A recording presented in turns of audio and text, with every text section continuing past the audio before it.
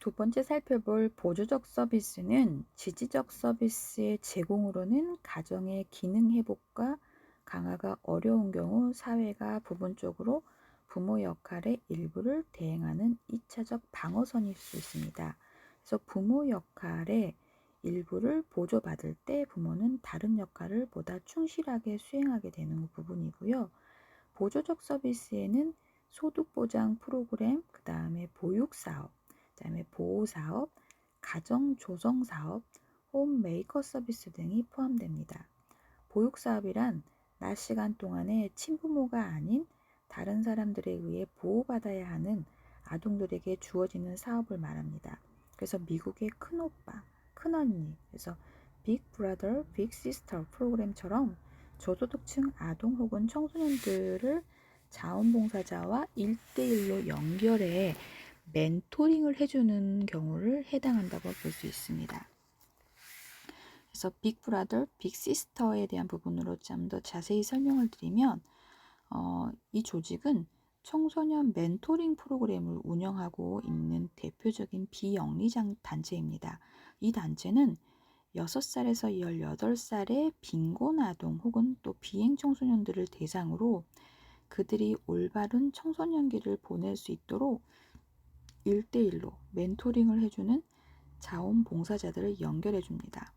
그래서 멘토링을 통하여 참여자들은 마약, 알코올, 의존증, 범죄 등 자신들의 개인적인 이야기들까지 모두 털어놓으며 가족 문제 해결에 도움을 받습니다.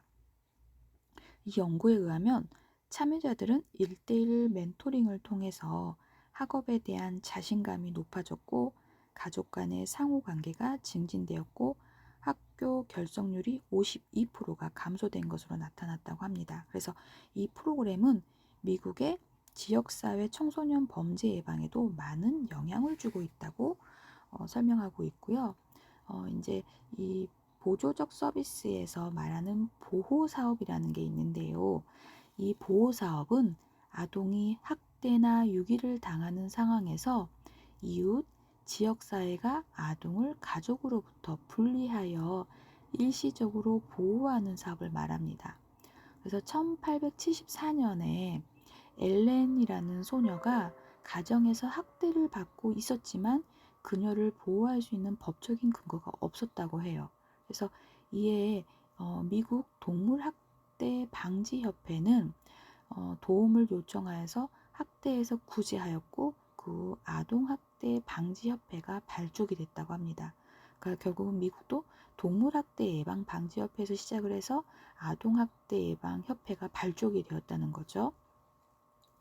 그래서 1962년에 이제 피학대 증후군이라는 이름으로 학대받는 아동을 명명함으로써 아동학대에 대한 논의가 본격적으로 이루어지게 됩니다. 그래서 피학대 증후군의 주요 특징은 정서적으로 불안해하며 사람을 대하는 것을 꺼리는 것이고요. 보호사업은 이러한 아동들을 일시적으로 보호해주는 역할을 수행하게 됩니다. 세 번째 살펴볼 서비스는 대리적 서비스인데요. 이 대리적 서비스라는 게 부모가 아닌 제3자가 부모의 역할을 전부 떠맡는 경우를 말합니다. 그래서 부모의 사망, 경제적 파탄 등으로 아동의 원 가정이 자녀 양육의 기능을 상실한 경우 아동은 자신의 가정을 떠나서 다른 가족이나 양육자에 의해서 일시적 혹은 영구적으로 보호를 받게 됩니다. 대리적 서비스에는 입양 가정 위탁, 시설 보호 서비스 등이 포함이 되고요. 입양은 혈연과 관계없이 법률상 친자 관계를 맺는 것입니다. 이 과정에서 친부모가 가지고 있는 양육의 권리와 의무는 소멸되고 양부모에게 이양되게 됩니다. 이때 입양된 아동은 친자녀와 동등한 법적 권리를 갖게 되고요.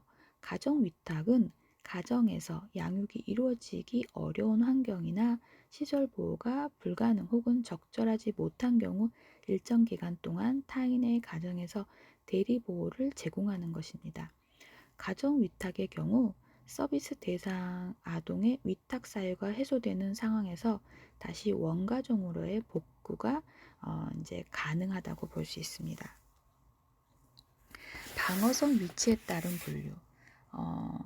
아동복지에서 아동복지 서비스를 방어선의 개념으로 분류하고 그 아동에게 방어선이란 가정으로부터 제공하는 것이라고 할 수 있는데요. 가족이 방어 기능을 제대로 하지 못할 경우 순차적으로 2차 방어선, 3차 방어선으로 이동되어 간다고 주장하고 있습니다. 그래서 1차 방어선을 지지적 서비스와 보조적 서비스, 2차 방어선을 대리적 서비스 가운데 가정 위탁과 입양 서비스, 그리고 제3차 방어선을 집단 보호 서비스로 구분하게 됩니다. 그래서 1차 방어선을 먼저 안내드리면, 가정은 아동의 기본적인 욕구를 충족시켜주는 1차적인 방어선의 기능을 수행한다고 볼 수 있습니다. 오늘이 만우절인가요? 그러네요. 여러분한테는 이 수업이 4월 8일 녹화이기는 해요.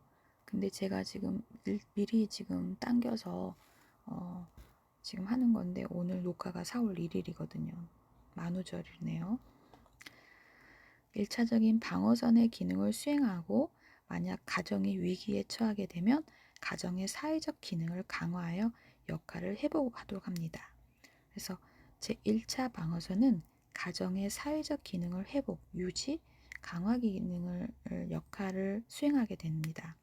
그래서 대표적인 1차 방어선의 내용으로는 가족 치료, 부모 교육, 아동 상담, 소득 보장 프로그램 등이 있습니다. 2차 방어선은 가정의 기능이 정상적으로 수행되지 못할 때 아동을 위해서 원가정과 가장 유사한 기능을 하는 다른 보호의 다른 보호의 장소와 아동에게 제공되는 것이라고 할 수 있습니다. 그래서 구조화된 생활시설과 비교하면 구성력이 적고 가정 환경에 가깝다고 볼 수 있습니다. 2차 방어선이 지역사회 안에서 자연스럽게 보호의 수단으로 활용되어야 하고요. 대표적인 2차 방어선의 내용으로는 대리가정의 형태를 제공하는 가정위탁, 입양 서비스 등을 들 수 있습니다. 세 번째 3차 방어선은 아동의 욕구가 원가정 혹은 대리가정에 의해서 충족될 수 없는 경우에 한하여 마지막 대안으로 제공되는 집단 보호 서비스라고 볼 수 있습니다. 3차 방어선은 원가정을 대리한다는 점에서 2차 방어선과 동일하지만 차이점은 원가정과 유사한 환경보다는 집단 생활 환경 속에서 서비스가 제공된다는 것입니다. 그래서 3차 방어선은 탈시선화의 경향에 따라서 가장 마지막에 사용되어야 할 아동복지 서비스라고 설명할 수 있습니다. 그러니까 1차적인 방어, 2차적인 방어, 3차적인 방어까지 간다는 거에 대한 부분이 좀 촘촘하다고 볼 수 있지만, 한편으로는 거기까지 가지 않도록 하는 것이 제일 바람직한 복지가 되지 않을까 싶습니다. 세 번째로 살펴볼 아동복지 실천 과정에 대한 방법은 아동 사례 관리에서 분명한 한 가지는 주된 클라이언트가 항상 아동이라는 점입니다. 복지는 고객, 클라이언트가 아동이라는 점. 사례 관리자는 아동의 안녕에 주된 초점을 두고 아동의 신체적, 정서적 상태, 생활 환경의 적절성, 함께 살고 있는 성인들이 아동을 다루는 법, 그리고 아동이 위험에 처해 있는지 등을 사정한다는 거고요. 이러한 과정은 아동이 어떻게 사회복지기관에 오게 되었는지에 상관없이 동일하게 이루어지는 부분입니다. 아동이 신체적, 정서적, 성적으로 학대 또는 방임 혹은 유기의 위험에 처해 있을 경우 시기적절하고 효과적인 개입을 필요로 합니다.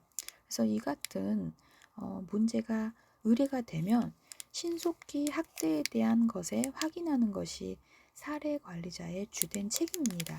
그래서 이번에 그 정인이 사건으로 그 목동에 있는 경찰서장부터 경질된 이유가 그 아이가 그렇게 학대를 여러 차례 받았던 게 한 번뿐만 아니라 여러 차례 있었고, 그런 부분들이 그 병원에까지 가서 마지막에 그 몸으로 본인의 사인을 표현하지 않기 위해서는 신고가 들어갔고, 경찰들이 그런 부분을 좀 더 적극적으로 확인했다면 그 아이가 죽음으로 몰리지 않았을 텐데, 그런 부분에 대해서 이제 1차적으로 복지 담당자, 주무관, 그 지자체에 있는 행정관들이겠죠. 그리고 이제 그 신고를 받게 된 경찰들, 이런 주된 책임을 지지 않았던 부분에 대해서 정인이 사건이 한참 이슈가 되었었고, 지금은 이제 어린이집이라든지 또 다른 사건들이 있잖아요. 구미 뭐 3세야 그 부모 바뀌어가지고 막 그런 지금 사건들이 굉장히 이슈가 되고 있는데,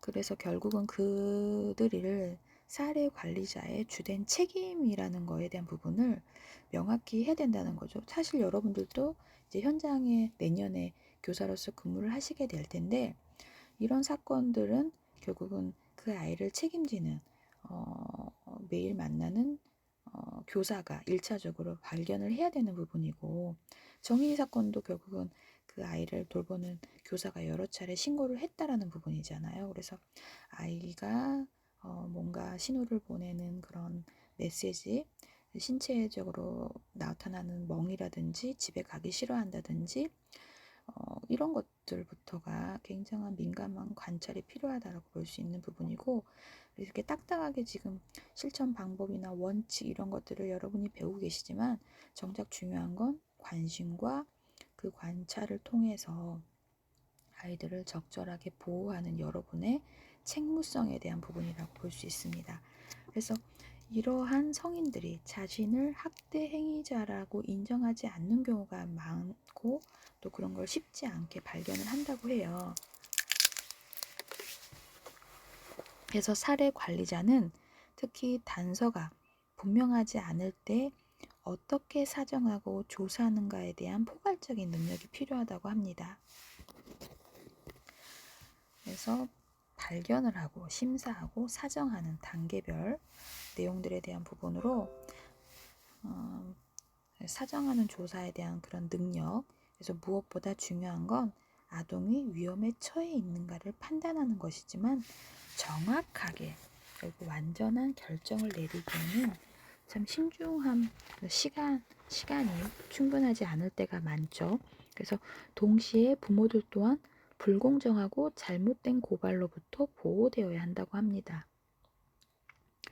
얼마 전에도 어떤 아이가 이제 메리아스만 입고 추운 겨울에 골목길을 돌아다녀서 어떤 이제 성인이 본인의 외투를 벗어서 아이를 벗겨서 이제 덮어주고 인근 편의점으로 아이를 데려갔고 경찰에 신고했는데, 엄마가 아이를 놓쳤던 상황으로 이제 그 부모가 좀 지탄을 받았었는데, 그 알고 보니 그 엄마는 그 아이를 학대하는 부모는 아니었는데 아이가 좀 오버해서 그런 부분들을 엄마를 노출시켰던 사례가 있어요. 그래서 보호 서비스를 위해 일하는 사례 관리자는 아동을 부모와 계속 지내도록 허락한 것에 대한 부분을 결정하는 데 있어서 심사숙고하고 커다란 책임감을 느껴야 한다고 해요.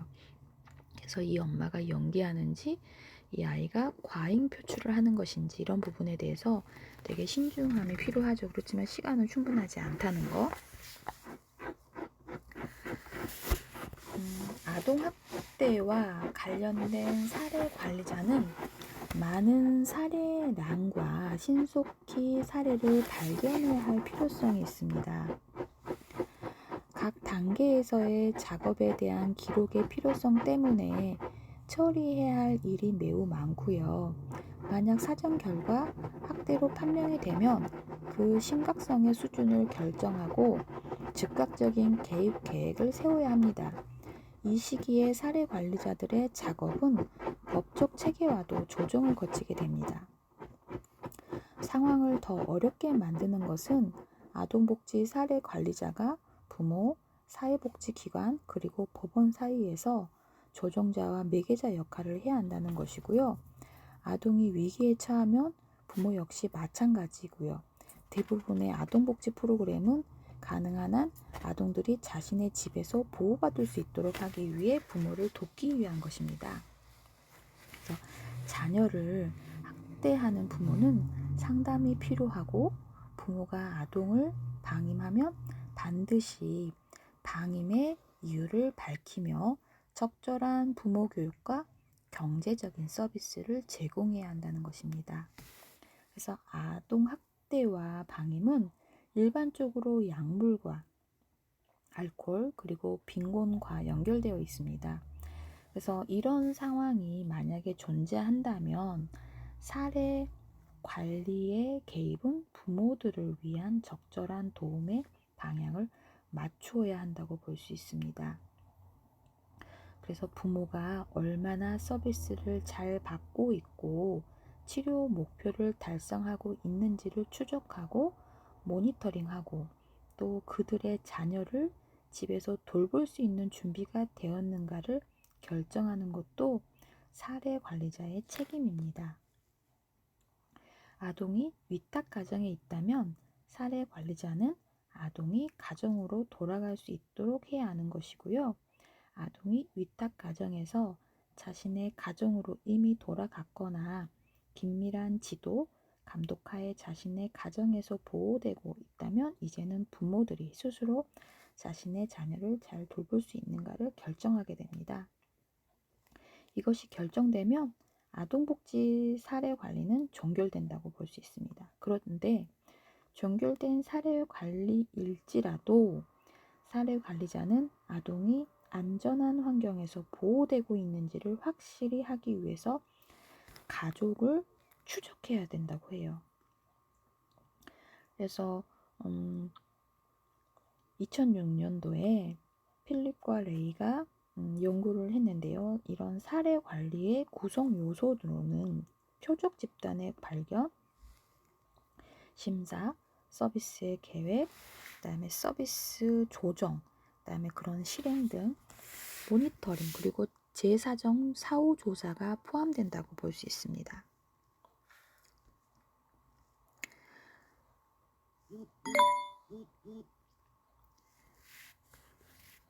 표적 집단의 발견으로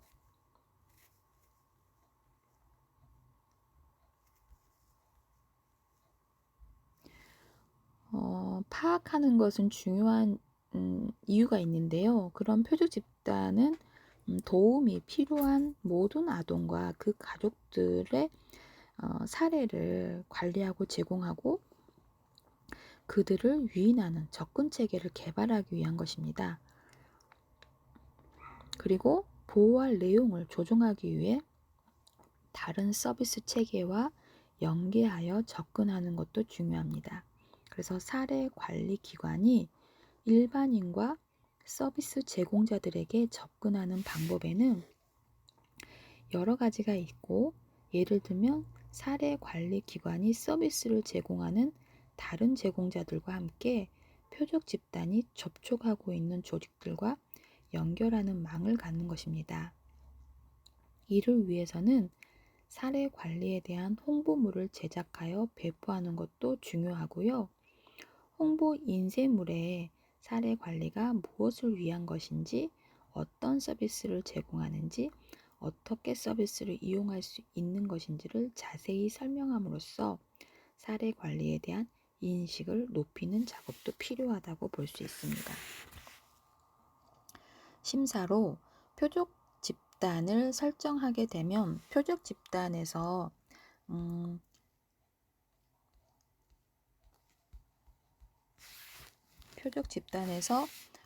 사례 관리 서비스를 받을 수 있는지에 대한 대상자의 자격을 결정하게 됩니다. 이때 심사 도구를 만들고, 심사 도구라는 건 측정하는 거거든요. 측정자. 우리가 어떤 데이터가 있으면 그 항목별로 체킹을 해서 이 내용에 적합한지 이 항목에 들어오는지에 대한 부분. 그래서 우리가 도구라고 하는 거는 뭐 망치, 해머, 벤치, 드라이버 이런 것들을 도구라고 하는데, 이런 심사에서는 도구는 측정할 수 있는 데이터 값에 대한 자라고 볼 수 있습니다. 그래서 심사 도구를 만들고 그 항목들에 해당되지 않는 사람들을 정확하게 구분하는 것이 필요하고요. 사례 관리의 목적과 목표에 따라서 선별이 이루어집니다. 그리고 심사 과정의 규모와 범위는 프로그램의 형태에 따라서 달라지게 됩니다. 사정은 심사가 끝나면 클라이언트는 사례 관리 프로그램에 들어가게 되고, 이후에는 사례 관리자가 클라이언트의 과거에 있었던 보호 과정을 사정하기 시작합니다. 사정 과정을 통해 개인의 신체적, 인지적, 정서적, 사회적, 경제적 상태에 대한 포괄적인 평가와 개인의 감점에 대한 부분으로 평가가 이루어지게 되는데요.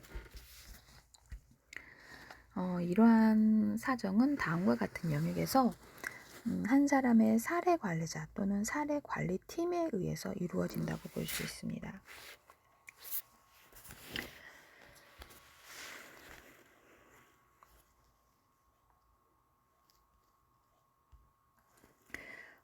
그 사례에 대한 부분으로 하나, 둘, 셋, 네 가지가 예로 들어져 있는데, 우선 아동의 능력과 대인 서비스 욕구에 대한 사정을 들 수 있고요. 개인 교육의 정도와 취업 경험, 문제 해결 능력, 개인적 자질과 성격, 물리적 또 재정적 자원의 소유, 문제 해결에 대한 동기와 의지 등이 여기에 포함이 됩니다. 두 번째로 아동의 사회적 지원망, 또 구성원들이 아동의 욕구에 부응하는 능력을 갖고 있는가에 대한 사정으로 비공식적 원자자들을 찾아내야 하는 부분입니다. 대인 서비스 제공자에 대한 사정과 이러한 제공자들이 아동의 욕구에 부응하는 능력을 갖고 있는가에 대한 사정으로 아동의 욕구와 자원 제공자의 욕구가 일치하는지를 파악하는 것이 중요하고, 만약 일치하지 않는다면 이를 일치시킬 수 있는 방법을 사정하는 것이 중요합니다. 개별적 사정은 모든 서비스 활동과 동일하지만 사리 관리에서는 아동의 다양한 욕구를 충족시키기 위한 지역사회의 자원개발 및 활용이 강조된다고 볼 수 있습니다. 그래서 자원은 개인, 가족, 사회적 환경, 조직, 지역사회를 예를 드는 것이고, 선택은 현재 무엇을 선택하고 무엇이 사용 가능하는지에 대한 부분, 가능성은 무엇을 시도하고 생각하고 아직 시도하지 못한 것이 무엇인지 하는 것이고, 예와 해결에 대한 부분도 교재 134페이지에 안내가 되어 있습니다.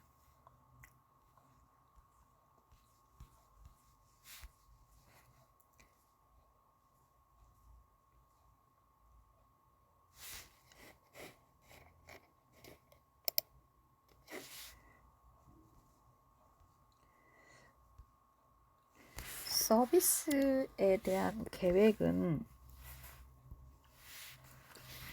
사정이 완성이 되면 후속 단계로 클라이언트의 신체적, 기능적 상태, 그리고 정서적 상태와 재정적 상태, 가족의 협력 정도를 충분히 파악한 후 서비스를 계획하고 작성하게 됩니다. 서비스 계획의 작성의 기본 원칙은 7가지로 서비스 계획은 전 단계에서 실시한 클라이언트의 포괄적인 사정에 바탕을 두는 것이고요.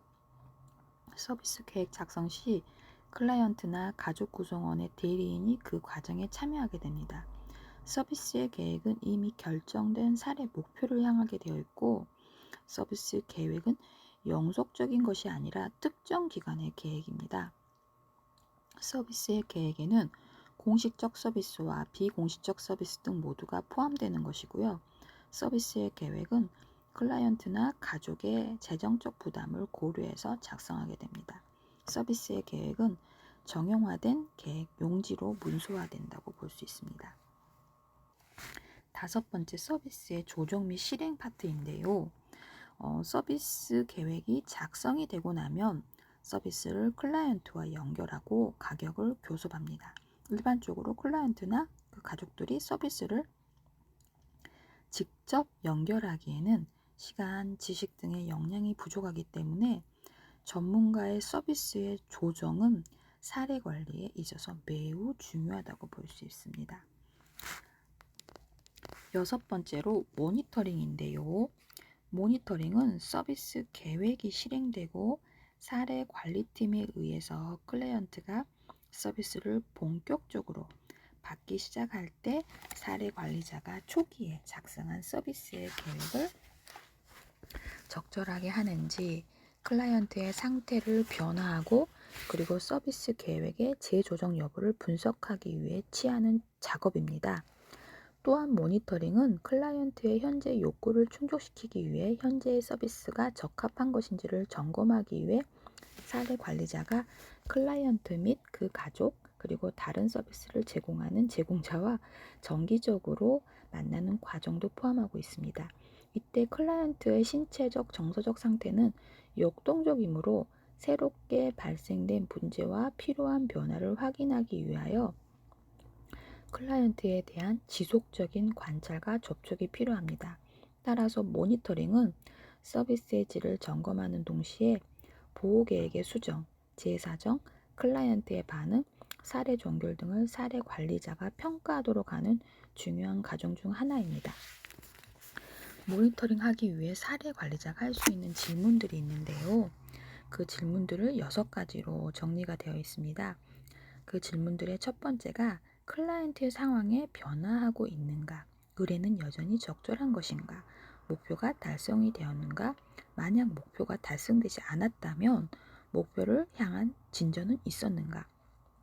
서비스 계획은 수정되어야 하는가? 사례는 종결되어야 하는가?